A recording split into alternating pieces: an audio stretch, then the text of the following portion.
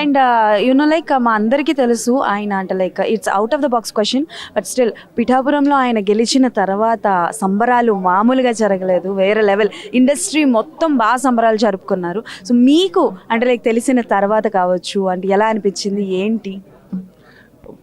ప్రజలు తీసుకున్న నిర్ణయం ఇక అది ఎక్స్ట్రాడినరీ. ఎప్పుడు కూడా ప్రజలే న్యాయ నిర్ణేతలు. ఇన్నాళ్ళు ప్రజలు పడ్డ కష్టాలు లేకపోతే వాళ్ళు పడ్డ ఇబ్బందులన్నీ ఎప్పుడూ కూడా ఎవ్రీ బిగినింగ్ హ్యాస్ ఎండింగ్ కదండి. రాక్షస పాలనని మనం చూసాము, ప్రజలు పడ్డ కష్టాలు చూసాము.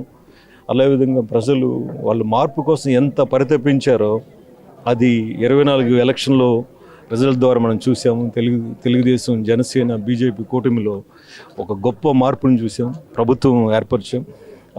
మా జనసేన పార్టీ అధ్యక్షులు శ్రీ పవన్ కళ్యాణ్ గారు పోటీ చేసిన 21 స్థానాల్లో 21 స్థానాలు మేము గెలుపొందాం. అది ప్రజలు ఇచ్చినటువంటి ఏకైక గొప్ప తీర్పు. ఆ తీర్పుకు మేము ఎప్పుడు కట్టుబడి చాలా సంతోషంగా ఆనందదాయంగా ఉన్నాము. సంబరాలు ఉంటాయి. ఈ నిజమైన సంబరం ఏంటంటే పవన్ కళ్యాణ్ గారు మా అధ్యక్షులు వారు కోరుకున్నటువంటి రాష్ట్ర అభివృద్ధి జరిగినప్పుడు, ప్రజలు సంతోషంగా ఉన్నప్పుడు ఇంకా విపరీతమైన సంతోషం మేము చూస్తాం తప్పకుండా. సో మీరు ఎప్పుడైనా డైరెక్ట్గా కలిసారా పవన్ కళ్యాణ్ గారిని ఇప్పటివరకు? ఎప్పుడైనా అంటే 1 time 2 times 3 times అలా?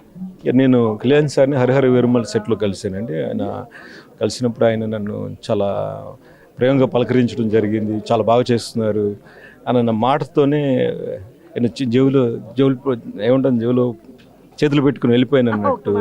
ఆ ఒక్క మాటతోనే లైఫ్లో నేను సాధించలేనివన్నీ ఉన్న ఇప్పుడు సాధించగలను ధైర్యం కలిగింది. అప్పుడు ఆయన అలాంటి చాలా చాలా సంతోషంగా అనిపించింది. అంటే ఆ ఒక్కసారి నన్ను చూసి చెప్పడం కదా ఆయన, అంటే నన్ను ఎన్నిసార్లు ఆయన నా వీడియోలు చూస్తుండొచ్చు, లేదా నా గురించి విని ఉండొచ్చు, లేదా ఎక్కడో తెలిసి ఆయన ప్రత్యక్షంగా నన్ను ఆ సెట్లో చూసినప్పుడు ఆయన చాలా సంతోషంగా ఫీల్ అయ్యి ఆ మాట అన్నారు.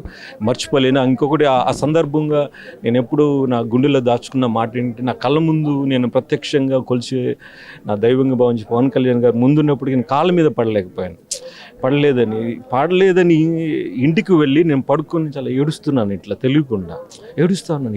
ఎందుకు ఏడుస్తున్నాను నాకు తెలియట్లే, ఎమోషనల్ అయిపోతున్నాను. అరే ఇంత అభిమానం, ఇంత ప్రేమ ఉన్న ఆయన కలిసినప్పుడు వీళ్ళు కాళ్ళ మీద పడవచ్చు కానంటే కళ్యాణ్ సార్ ఎవరి కాళ్ళ మీద పడరు, ఒక గొప్ప మహానుభావుడు అయితే తప్ప. అట్లాంటి వ్యక్తి నేను రిప్రజెంట్ చేస్తున్నాను. ఊరికి నేను కాళ్ళ మీద పడద్దు. ఆయన డిగ్నిటీ ఎప్పుడు కూడా అందరికీ బ్లెస్సింగ్స్ ఇచ్చేవాళ్ళలాగే ఉండాలి, కానీ ఒకరు కాళ్ళ మీద పడేవాడు ఉండకూడదు కదా. నేను ఎందుకు అట్లా ఉండాలని అలా ఆగిపోయాను. అక్కడ నా యాటిట్యూడా అర్థం. కళ్యాణ్ సార్ ఉన్న ఇమేజ్ నేను కంప్లీట్ 100% అలా పోర్ట్రేట్ చేయాలి. కాబట్టి అలాగా ఆ రోజు ఆ సందర్భం జరిగింది. అటు నేను ఎంత ఎక్సైట్ అయ్యానో ఇంటికి వచ్చి అంత ఏడ్చాను కూడా. అది ఇదే వాస్తవం, ఎవరికి తెలియని ఒక నాలో ఉన్న హిడెన్ పెయిన్ అనమాట అదండి. డెఫినెట్గా థ్యాంక్ యూ సో మచ్. నేను మీ ఇంటర్వ్యూ కోసం కూడా చాలా ట్రై చేశాను, బట్ నాకు ఇక్కడ దొరికారు.